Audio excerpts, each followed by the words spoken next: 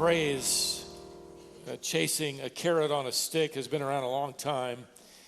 And that, of course, pictures that unfortunate donkey who's being motivated to pull the plow with that tantalizing carrot right in front of his nose. He never does quite catch it. The expression has come to refer, of course, to people who are chasing after something that they're never going to catch, just out of reach. We've been rehearsing some of these truths in our study through the Journal of Solomon, known as the book of Ecclesiastes. If you're new to our study, you might want to make your way there. And while you're doing that, I came across a study done by the Harvard Business School just a little over a year ago. The first time they'd ever really done it, but they enlisted 4,000 millionaires in their research to make observations. Of course, they asked them rather predictable questions and got, a host of what we would consider predictable answers. One of the things they asked them was on a scale of 1 to 10, 10 being the most happy, how happy are you? And very few made it to 10. The majority of them answered the question, well, what would it take to get you to 10? It was interesting. Most of them said, we would like to have twice as much of what we already have. And what was intriguing was it didn't matter if they had 1 million or 100 million. They all said the same thing. We just want to double it. And if we can double it, we'll be happy. The lead researcher, Michael Norton, said they also discovered something that was a little surprising, an underlying issue that was at play. They discovered the deeper issue wasn't so much, do I have enough, but do I have more than those around me? In other words, even at about 100 million, they're still wondering, am I ahead of the other guy? In fact, he illustrated their findings, Michael Norton did, by writing, if somebody had $50 million, we found, but moved into a neighborhood where everybody obviously had more than that, they were suddenly no longer happy. It wasn't that they didn't have a lot. They wanted more, and we're just like them, by the way. But it's really deeper. They wanted more than what somebody else had. They were watching and comparing. This disease hasn't just infected millionaires. It's the condition of the human heart. Today it's going to show up in the nursery, the toddler room down the hallway. Some kids got 2, and another kid's got none, but the kid that has 2 is happier than the kid that has none and won't share. So they're going to work with your children, from what I've heard, down there to try to get them to share. It's going to happen over here in the middle school. The one that's got the newest iPhone is going to be, the envy of those that have what they thought they were happy with, but now suddenly it's not as good. And it works all the way in here. In fact, advertisers are now well aware of the power of getting children into chasing carrots too. Companies are spending now billions of dollars a year targeting children between the ages of 2 and 12. In fact, research has discovered that by the age of 2, children can recognize brand names and prefer them because of it. In fact, before they ever hit kindergarten, I read, children will influence $300 billion worth of purchases a year by telling their parents everything from what they want to wear to what they want to play with to what they want to eat for breakfast. It has nothing to do with going to a Christian school or a public school or being homeschooled. It has everything to do with a fallen heart, and even before they ever hit schooling, they have figured out how to chase after a carrot. The real issue is more than dollars and cents and what you wear and cereal you eat. The bigger, more dangerous issue at hand is that carrot happens to be a brilliantly disguised deception, distraction, illusion. That if we can just get it, we're going to be happy.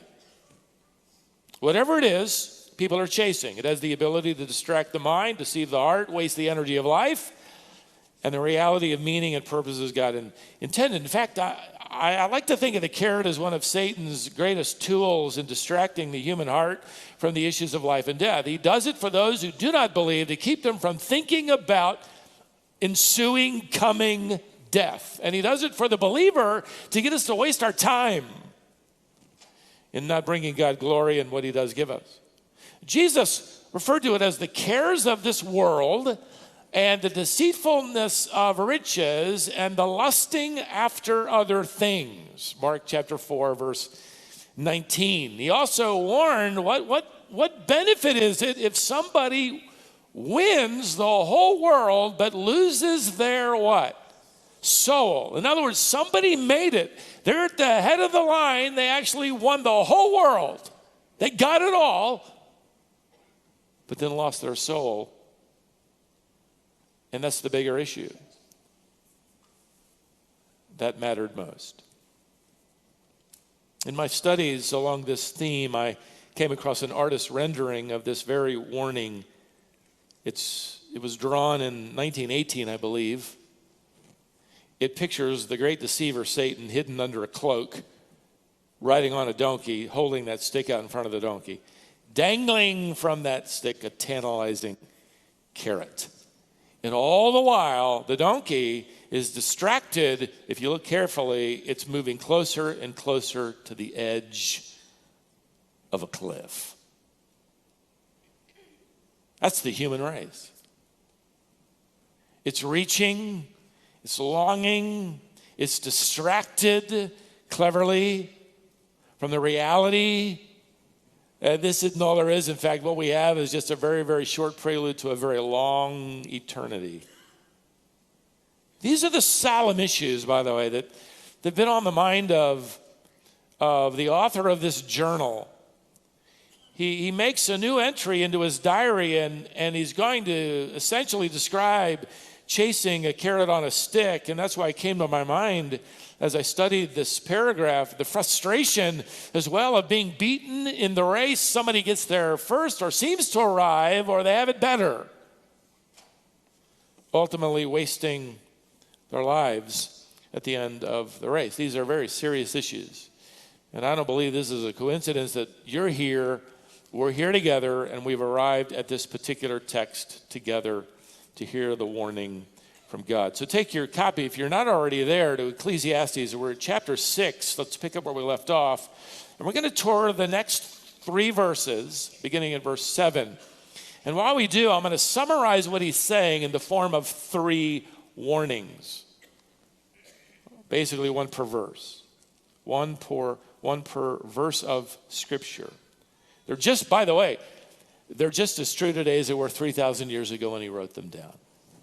The first warning is this: your life can be full while at the same time your heart can remain empty.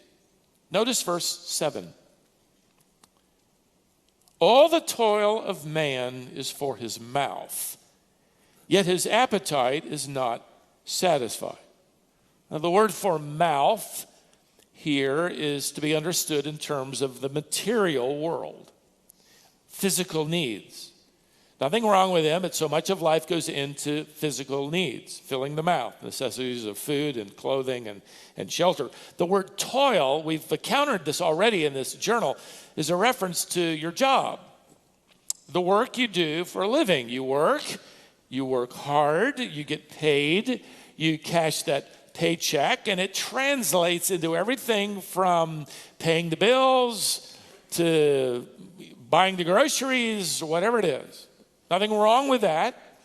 Nothing wrong with succeeding in that. In fact, you may remember that Solomon told us earlier in chapter 5 that our jobs, what God has skilled us with and given us talents to perform, were a gift from God.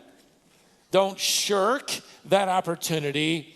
Invest it and use it for the glory of God and his gospel. But Solomon is referring here to more than a job that pays for physical consumer needs. In fact, you could translate the last phrase in verse 7 where it reads, yet his appetite is not satisfied, to read, yet his longing for fulfillment remains empty.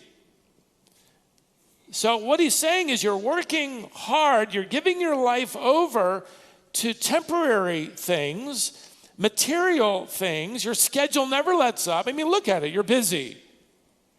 You're busy. You got things to do as soon as you leave here. The Hebrew word translated longing or appetite is nephesh. It's the Hebrew word for soul. You're working hard. You're trying to get by. You're focused on material things. And at the same time that you're trying to get by and pay the bills, guess what's happening? Your nephesh, your soul, is longing. That's the word in the Hebrew mind for emotion and will and mind. We refer to it in the New Testament as heart.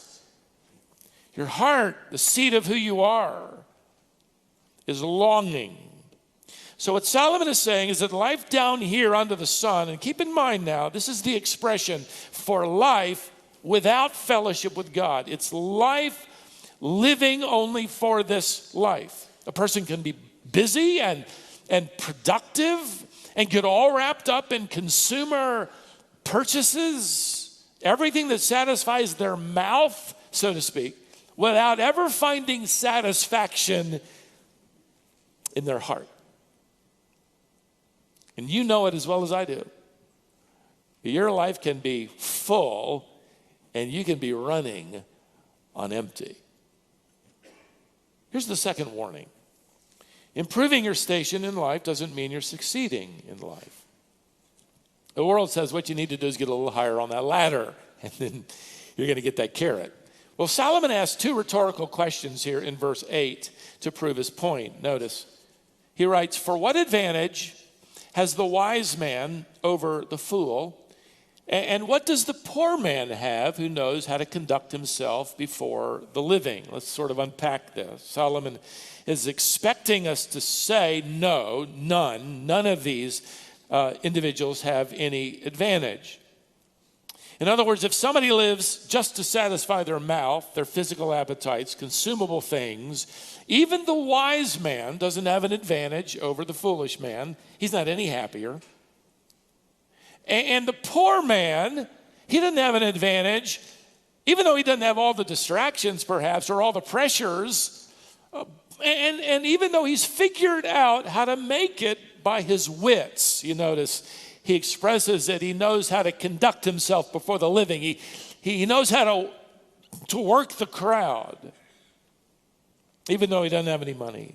Solomon asks and answers the question with this hard-hitting reality.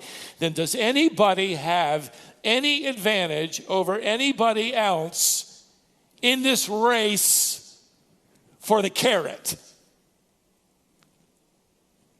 And his answer would be nobody does. And he uses these two illustrations to prove his point. What about, Solomon suggests, what about the smartest guy in the class? What about the valedictorian? What about the 4.0 grade point average person? Is that equal to happiness and contentment? And the answer is no, not at all. Our world is filled with brilliant college graduates and PhDs who are unhappy. Happiness wasn't attached to the diploma. In fact, somebody who thinks if I just get there, I'll be happy, realizes it isn't true. Well, what about the poor man? The implication in the text is the poor man didn't have a chance to get an education. He couldn't afford to go to UNC or NC State or Campbell or Wake Tech or Wake Forest. Am I leaving anybody special out here in this list? Okay. What about the guy that couldn't afford that? But he's got street smart. He he knows how to conduct himself among the living. He makes connections. He seems to be getting ahead. All right, so that guy, that's the guy with the advantage. No.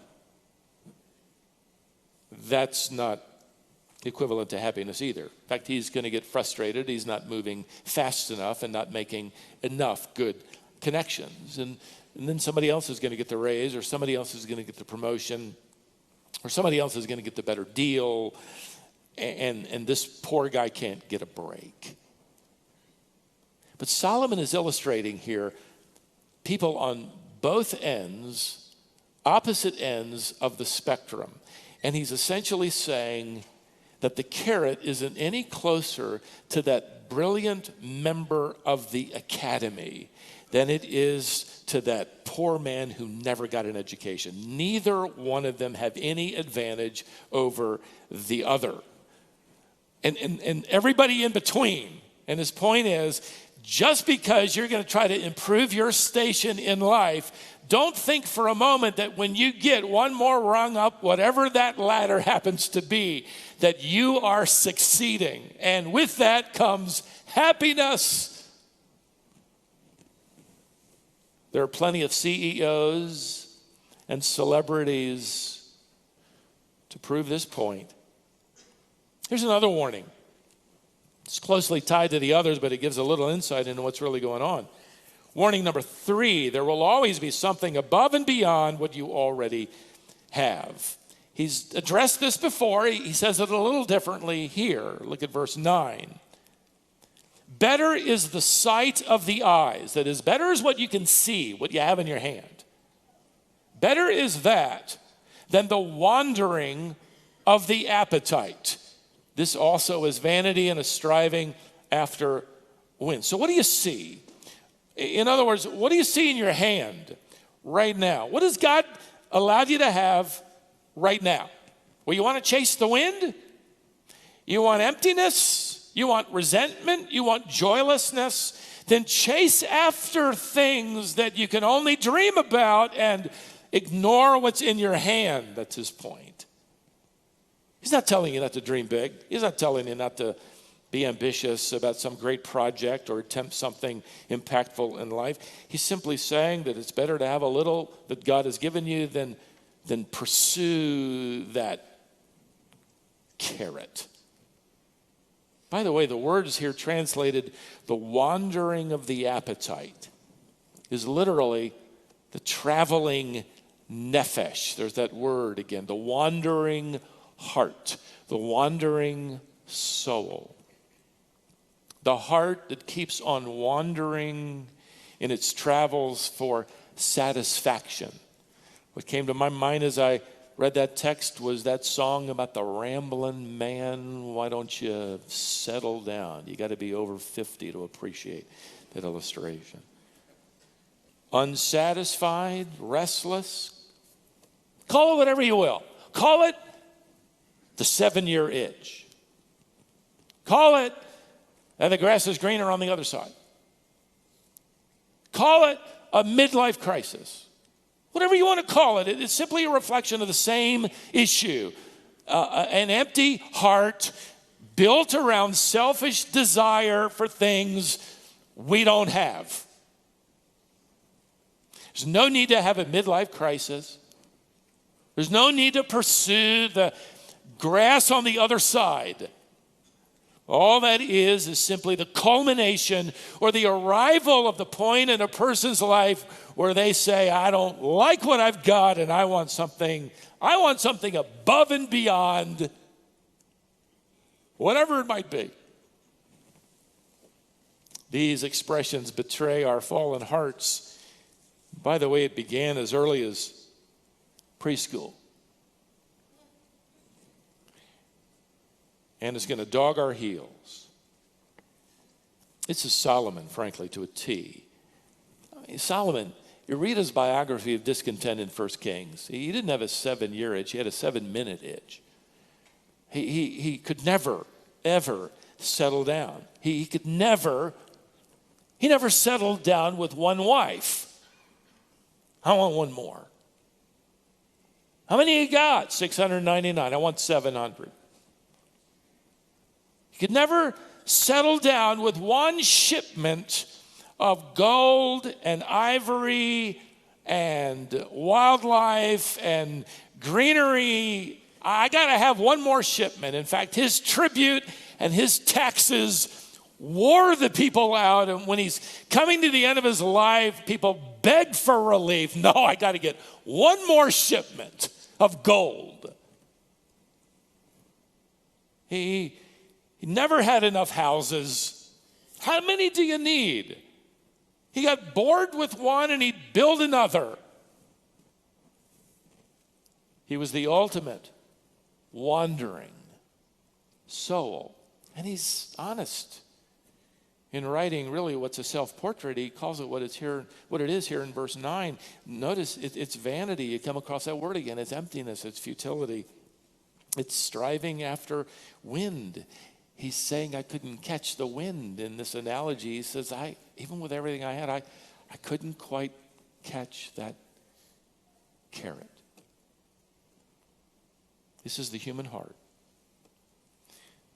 This is your heart and mine. Apart from being satisfied with Jesus Christ, it is earthbound instead of heaven-bound.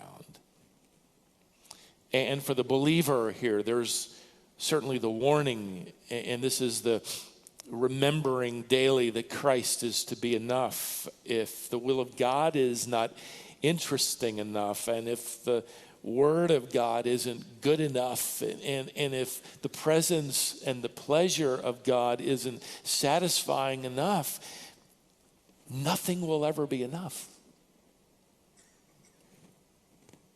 There's always going to be something, even for the believer, above and beyond. Something you don't own, something you want, some approval, some accomplishment. You didn't win the race. It seems like everybody else around you is. In fact, church can be incredibly discouraging if we come here to compare ourselves to each other. Somebody's going to have it better. Somebody's going to seem happier. Somebody's going to be more accomplished. That's why Paul says when we compare ourselves with one another, we are not wise. I came across a fascinating study along this theme of research done. Kind of amazes me. I love reading research and what people do, and it amazes me what they research. But this particular research was a study of Olympic medalists and their attitude while standing up there on the stand. I mean, who studies that? But they did. And they discovered the bronze medalists were happier than silver medalists. And here's why. Silver medalists were focused on how close they came to winning gold, and they weren't satisfied with silver. The bronze medalists were focused on how close they came to not winning anything at all. They were really happy just to be there. We need to be bronze medalists, just happy to be there. So here are 3 warnings from a man who lived through all of these, repeated the same mistake over and over again for decades. Let me go through them again and just add another touch of warning as we wrap it up. Warning number 1, your life can be full while at the same time your heart can remain empty, so don't be deluded. Don't be duped into thinking that because you're busy, you're involved in things that are essential. We're all busy, and busyness is not sinfulness. But what I mean is, the point Solomon is attempting to make here, let's make sure that what God is doing with our lives is to be the overflow of what he is doing in our hearts. In fact, the priority of God's work in your life and mine is in our hands. It's our hearts. And I don't know about you, but I need that reminder. I like to be busy with my hands, my life. You know, I get away from the schedule for about 3 days, and my wife says, "Okay, honey, I can see it coming here. You're wanting to get back. God wants to be busy in my heart. Don't pursue a full, busy life while ignoring the transforming work of God's Spirit in your heart. Warning number 2, improving your station in life doesn't mean you're succeeding in life. So don't be deceived. Don't equate one more rung up that ladder with success. Don't equate success with your address or your VIP access. And from the outside looking on, Solomon would have been the one who would have assumed, or you would have assumed, had arrived. If anybody was the man, he was the man. If anybody had made it, he had made it. If anybody had caught the carrot, it was Solomon. How'd you do that? We want to follow you. We want to imitate you. Give us the secret. Give us the steps. Yesterday, in the mail, I got my copy of Time magazine. I subscribe to Time magazine so I can stay irritated in life to some point. Actually, I kind of want to know what the perspective of the world out there is and what they're doing. And this issue listed the 100 most influential women in the world. I have seen the lists of the 100 most influential men in the world. And I'm in the middle of my studies, and this was timely, and it was interesting to me because I never really sat down and read it. I just stood in the kitchen and leafed through it, and I recognized a dozen or so pictures and biographies. Some of them already have passed away. Some are alive.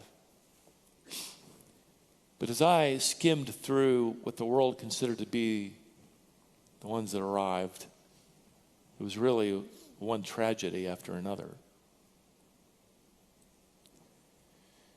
Several of them I knew openly denied the gospel of Christ.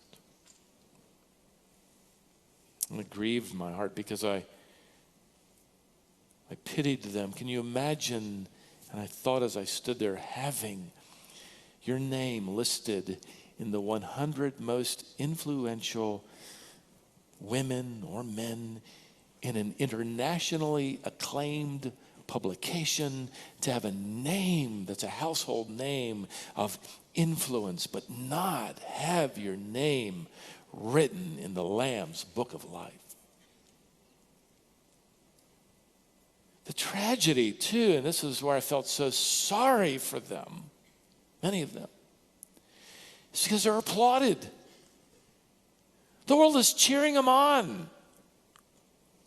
The deception is even that much more tragic along the way. Imagine being applauded on earth and miss heaven. This is what the Lord said. You got the world, and you lost your soul. Don't be deceived, especially if the world is applauding. That might even add to the deception. Warning number 3, there will always be something above and beyond what you already have. It started early. It isn't going to go away until you and I are home with Christ, perfected and glorified in holiness. Won't that be great? Won't that be great?